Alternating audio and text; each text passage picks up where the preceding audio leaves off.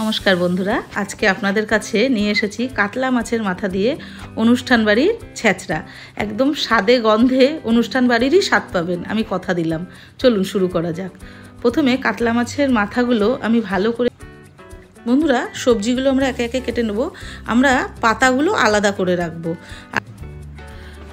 আমরা এগুলো চারফালি করে পুরো কাটবো না বন্ধুরা, একটু একটু মাথায় আগাগুলো আটকে রাখবো। জানেন তো, এই রান্না আমার দিদার হাতের। আমার দিদা ছোটোবেলায় আমরা দিদার হাতের রান্না এত খেয়েছি, এখন 85 বছর বয়স ওনার, কিন্তু আজও উনি আমার হাতের রান্না খেতে ভালোবাসে।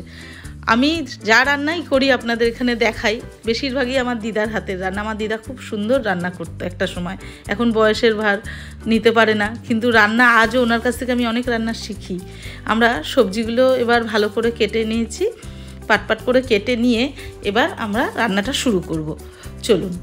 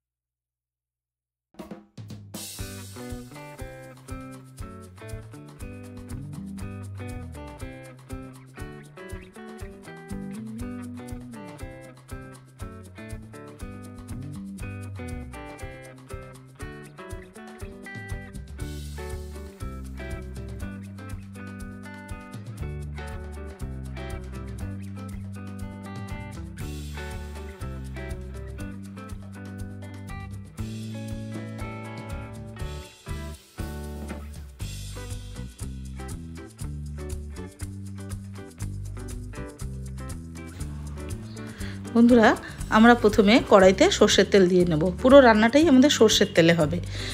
মাছের মাথাতে আমি নুন হলুদ আগেই মাখিয়ে রেখেছিলাম। এরপর মাথাগুলো, তেলটা গরম হলে মাথাগুলো আমাদের লাল লাল করে ভেজে প্রথমে তুলে নিতে হবে।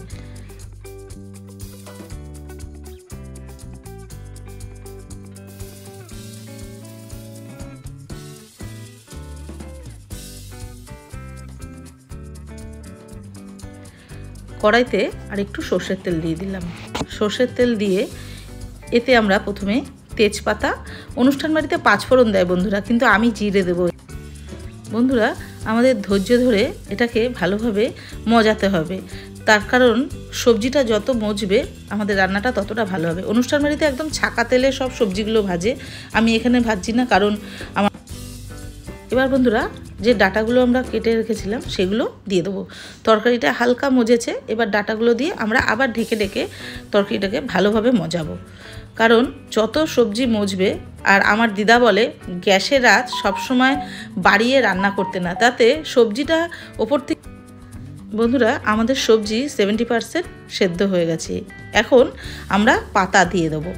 পাতা অনুষ্ঠান বাড়িতে দেখবেন সেদ্ধ করে জলটা ফেলে দেয়, আমি সেটা করব না। সেদ্ধ করে বন্ধুরা, আমি কয়েকটা গোটা কাঁচা লঙ্কা দিয়ে দেবো। আমি মশলাতেও দেওয়া আছে কাঁচা লঙ্কা, কিন্তু আমি একটু ঝাল পছন্দ করি বলে, আর আমার মা। বন্ধুরা দেখুন, এবার আমাদের সবজিটা 80%-এর উপরে সেদ্ধ হয়ে গেছে। এবার আমরা সবজির আর দেখুন, এবার কড়াইটাতে আমরা সর্ষের তেল দিয়ে দেবো। তেল গরম হলে আমি তেজপাতা আর গোটা জিরে, 5 ফোড়ন আমরা এখানে দেবো না, গোটা জিরে আর তেজপাতা আমরা এখানে ফোড়নে দেব। ফোড়নটা ভালোভাবে হালকা ভাজা হলে তারপরে আমি পেঁয়াজ আর টমেটো একসাথে বেটে রেখেছিলাম, সেই পেঁয়াজ আর টমেটো বাটাটা প্রথমে এখানে দিয়ে দেবো। দিয়ে ভালোভাবে আমরা কষবো যতক্ষণ না টমেটো আর কাঁচা গন্ধটা চলে যায়। এরপরে বন্ধুরা, কাঁচা গন্ধটা চলে যাওয়ার পর আমি আর একটা মশলা করে রেখেছি। তার মধ্যে রয়েছে 4-5 কোয়া গোটা রসুন, 2 ইঞ্চি মতন আদা, 2 চামচ জিরে, গোটা জিরে, 2 চামচ গোটা ধনে, কাঁচা লঙ্কা আর গোটা শুকনো লঙ্কা। বন্ধুরা দেখুন মশলাটা ভালোভাবে কষানো হয়ে গেছে, ওপর থেকে তেল ভেসে উঠছে। এখন এখানে আমি পরিমাণ মতন চিনি আর নুন দিয়ে দেবো। চিনিটা আমি আবারও বলছি, যার যে যেরকম খান মিষ্টি পছন্দ করেন সেরকম দেবেন। আমি আজকে এখানে টোটাল 10 জনের জন্য মাছের মাথা দেওয়া ছ্যাঁচড়াটা করছি, তাই আমি 2 চামচ, চা চামচের 2 চামচ চিনি দিয়েছি। আর আমাদের বাড়িতে একটু মিষ্টিটা পছন্দ করে, ওই জন্য মিষ্টিটা আমি দিয়েছি। মিষ্টির ব্যালেন্সটা আমি বুঝে দিয়েছি, আপনারাও আপনাদের বাড়ির স্বাদ অনুযায়ী বুঝে দেবেন। এরপরে বন্ধুরা ভালোভাবে মেশানো হয়ে গেলে যে সবজিটা আমরা নামিয়ে রেখেছিলাম সেই সবজিটা এবার আমি ওপর থেকে ঢেলে দেবো। ঢেলে দিয়ে এবার ভালোভাবে এটাকে আমাদের মেশাতে হবে। দেখুন একটু ধৈর্য ধরে মেশাবেন, কারণ বেশি ঘাটলে সবজিটাও ভেঙে যাবে, মাথাগুলোও বেশি ভেঙে যাবে, তাহলে মুখে পড়বে না। একটু মাথা কখনো কখনো দেখবেন কিছু কিছু মানুষ অনুষ্ঠান বাড়িতে কাটা চায়, সেক্ষেত্রে আমাদের একটু ধৈর্য ধরে এটাকে মেশাতে হবে ভালোভাবে। এবার ঢেকে ঢেকে বন্ধুরা এই তরকারিটা আমাদের মজাতে হবে।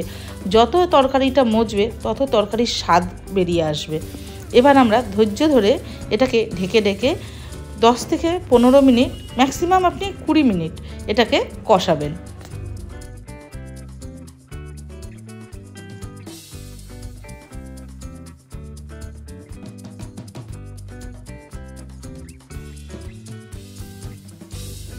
বন্ধুরা দেখুন তরকারিটা ধৈর্য ধরে কষানোর পর কি সুন্দর মজেছে। এবার বন্ধুরা আমি ওপর থেকে ঘি আর গরম মশলা ছড়িয়ে দেবো। আচ্ছা, আর একবার আপনাদের বলে রাখি, আমি কোনো রেডিমেড গরম মশলা দিই না। আমি গোটা জিরে, দারচিনি, লবঙ্গ, এলাচ শুকনো খোলায় ভেজে বেশি করে গুঁড়ো করে আমি রেখে দিই, সেই গরম মশলাটা ওপর দিয়ে ছড়িয়ে দেবো আর ঘি। এবার বন্ধুরা আমরা একটা প্লেটে এটা ঢেলে